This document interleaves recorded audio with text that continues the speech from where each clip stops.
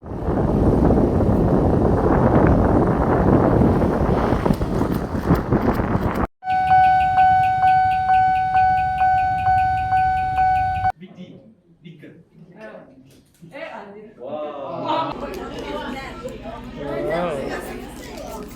itu dilaksanakan di lapangan di kelas pembelajaran KIWAP.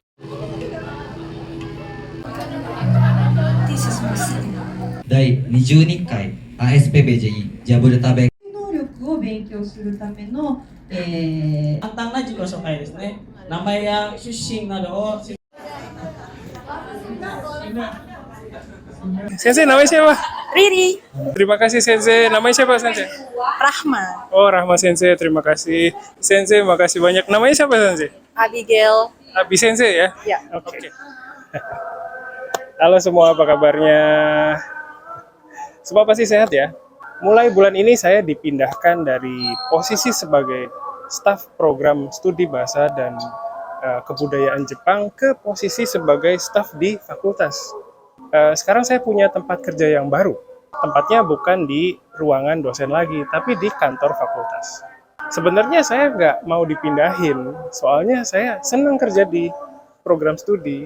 Bisa ketemu dengan teman dosen yang lain, terus tanggung jawabnya juga nggak banyak.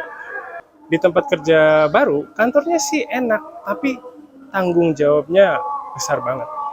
Saya agak takut nih, semoga saya bisa ya. Terus minggu kemarin ada mahasiswa yang kasih dosen-dosen buku agenda. Buku agenda ini kayaknya dibeli langsung di Jepang. Kayaknya buku agenda ini memang ciri khas orang Jepang ya. Dulu hampir semua teman saya yang udah kerja punya buku kayak gini. Dulu saya juga pernah coba beli. Maksudnya biar kayak orang Jepang gitu. Tapi pas saya coba, kayaknya saya memang nggak pinter buat catatan. Saya lebih suka masukin jadwal ke kalender yang ada di HP. Sebenarnya kalau lihat jadwal pakai agenda lebih enak ya, bisa lihat jadwal secara keseluruhan. Tapi nggak tahu kenapa saya lebih suka kalender di HP. Minggu kemarin saya sempat ke kampus naik motor. Terus waktu itu saya pulang agak malam. Pas naik motor saya lihat kok jalan di depan saya gelap. Saya mikir kan ada lampunya, kenapa gelap ya? Terus pas saya cek, ternyata lampu utama motor saya mati. Untung di samping lampu utama masih ada lampu samping yang masih nyala. Besoknya saya langsung ke bengkel untuk perbaiki lampu motor. Lampu motornya memang udah gosong kayak gini ya. Sekarang saya pilih pakai lampu LED. Jadi sekarang lampunya nyala terang banget kayak gini. Lampu LED ini harganya lebih murah, tapi bapak mekaniknya bilang kalau lampu ini lebih awet.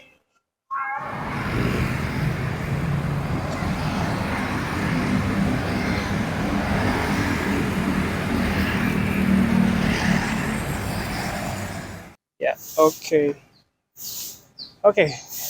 Itu tadi cerita keseharian saya. Minggu kemarin ada seminar tentang pendidikan bahasa Jepang di Universitas LIA. Dulu kampus ini namanya Sekolah Tinggi Bahasa Asing LIA atau STBA LIA. Tapi sekarang kayaknya udah jadi universitas. Tema seminarnya adalah pembelajaran percakapan bahasa Jepang dengan pemanfaatan IT. Kayaknya tema itu pas banget dengan video ini ya. Seminarnya diadakan oleh ASPBJI atau Asosiasi Studi Pendidikan Bahasa Jepang Indonesia. ASPBJI ini punya banyak cabang. Kalau saya jadi anggota ASPBJI wilayah Jabodetabek.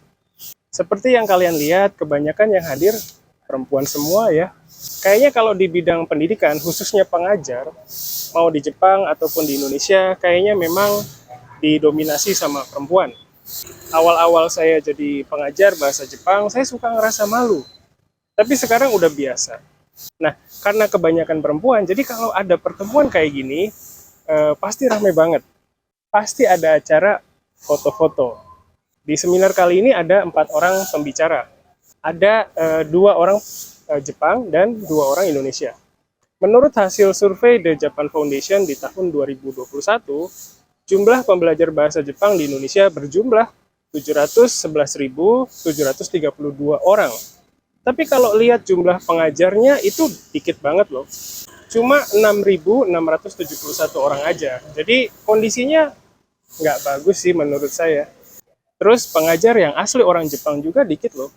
Menurut survei yang sama, di dunia ini ada sekitar 74.592 orang pengajar bahasa Jepang. Nah, dari angka itu, pengajar asli orang Jepangnya cuma 17,7% aja. Tapi walaupun kondisinya begitu, para pengajar yang hadir di seminar kemarin, semuanya semangat banget. Seminar kemarin dibagi jadi 2 bagian. Ada bagian seminarnya di awal, dan ada bagian workshop di akhir. Waktu workshop, saya masuk di bagian grup yang coba susun materi ajar pakai YouTube. Terus di bagian akhirnya, saya jadi wakil grup untuk presentasiin hasil kerja kami.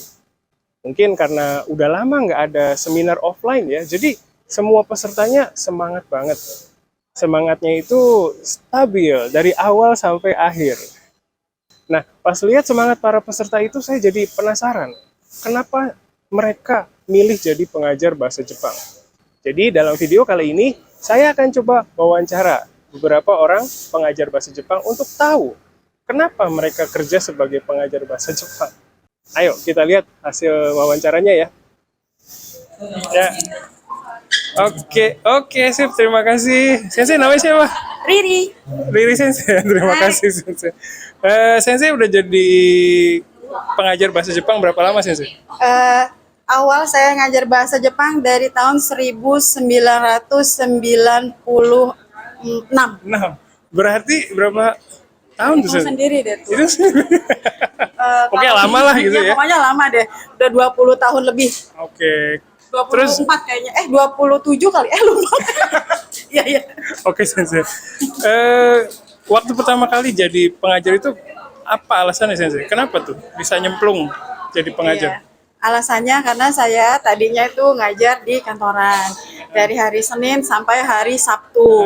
Dari jam 8 sampai jam 5 kadang lembur, jadi capek. Saya pikir kalau jadi pengajar bahasa Jepang itu bisa lebih punya waktu luang untuk sendiri dan untuk keluarga, begitu Pak. Gitu. Terus ternyata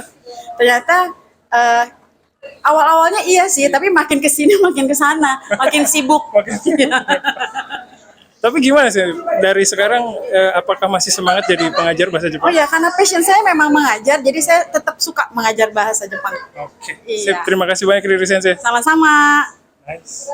Oke, sip. Terima kasih. Terima kasih Sensei. Namanya siapa Sensei? Rahma. Oh, Rahma Sensei. Terima kasih. Rahma Sensei udah berapa lama ngajar?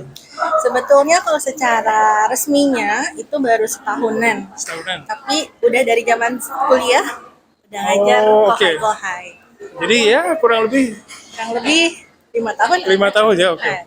Terus waktu pertama kali ngajar tuh apa motivasinya Sensei?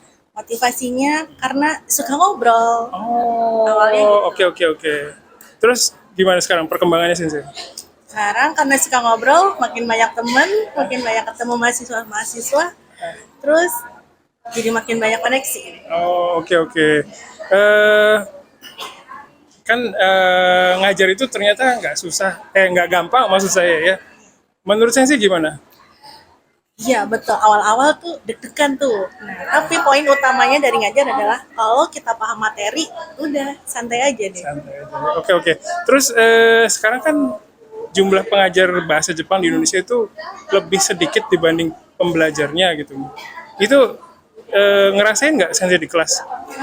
Betul banget, cukup kewalahan. Tapi karena mereka juga antusias belajarnya, jadi saya pun jadi wah semangat ngajarinnya. Oke. Terus kedepannya masih semangat nggak Sensei? Harus semangat. Oke sip, terima kasih Rama Sensei. Kasih Sensei. Ya Sensei, makasih banyak. Namanya siapa Sensei? Abigail. Abi Sensei ya? Ya, Oke, Abi Sensei udah berapa lama ngajar? Ngajar kalau di institusi formal dari 99 sampai 2016. Oh, berarti 15 tahun. 15 tahun. Terus di luar itu? Pindah ke lembaga non-profit tapi masih bidangnya pendidikan bahasa Jepang. Sampai sekarang. Totalnya berapa sih? Total 24. 24 macam. 24 tahun. Oke. Makasih Sensei. Terus pertama kali pas kan sekarang jadi pengajar nih Sensei. Motivasi awalnya itu apa Sensei? Motivasi awalnya apa ya? Sebetulnya tidak ada cita-cita jadi pengajar, jadi guru atau dosen. Tapi waktu itu di awal setelah lulus bekerja di perusahaan Jepang, kemudian merasa bahasa Jepangnya masih kurang.